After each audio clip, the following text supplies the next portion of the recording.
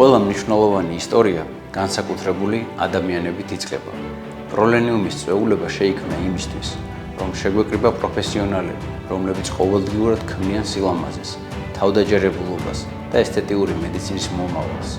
რევანესის ფილოსოფია ყოველთვის იყო ჰარმონია, ბუნებრიობა და დახვეწილი ცვლილება. სწორედ ამ იდეას ემსახურება დღევანდელი საღამო, რომელიც გახდა სივრცე ახალი იდეებისთვის, ახალი პარტნიორებისთვის, ახალი შთაგონებებისთვის. რევანესის ისტორია უკვე წლებია მსოფლიოს სხვადასხვა ქვეყანაში იწერება.